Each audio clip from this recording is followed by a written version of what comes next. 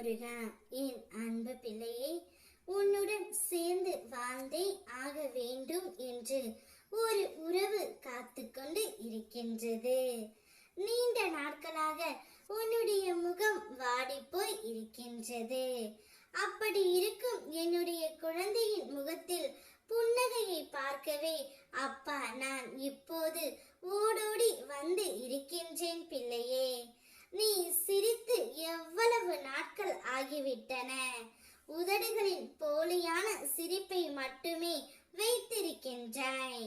மனதளவில் சிரிப்பதை மறந்து விட்டாய்.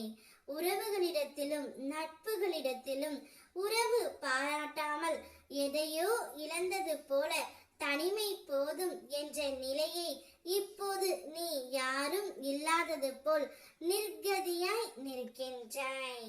யாரிடமும் உன்னுடைய கஷ்டங்களை பகிர்ந்து கொள்ளாமல் தனிமையில் தவித்துக் கொண்டு இருக்கின்றாய். அனைத்தையும் நான் அறிவேன் பிள்ளையே. நீ வாய்விட்டு என்னிடம் சொல்லாவிடில் என்ன, எனக்கு தெரியாதா? நீ இத்தனை நாட்களாக எதற்காக கண்ணீர் வடித்துக் கொண்டு இருந்தாயோ அவை யாவும் மாறப்போகின்றது.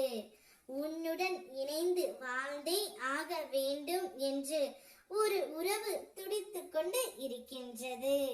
அது யாரப்பா என்றுதானே கேட்கின்றாய்? வேறு யார்? நீ யார் மீது அளவு கடந்த அன்பு வைத்தாயோ அவர்தான்.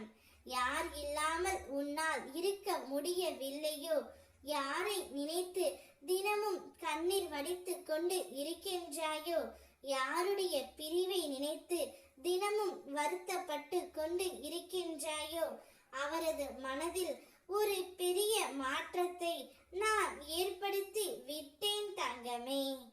அவரே உன்னை தேடி வர போகின்றார்.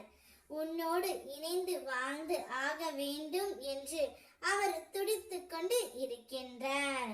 உன்னுடைய மன நிலைமை அவருக்கு இப்போது நன்றாக புரிந்து விட்டது.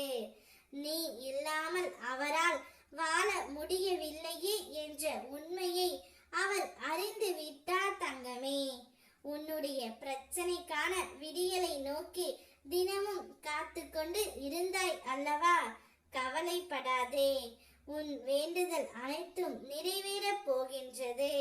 நீ வேண்டியதை விட நான் உனக்கு தரவிருக்கும் வாழ்க்கை மிகவும் பெரியது. நீ எந்த அளவிற்கு அன்பை எதிர்பார்த்தாயோ அதைவிட அதிகமான அன்பு உன் துணையிடமிருந்து உனக்கு கிடைக்கும்.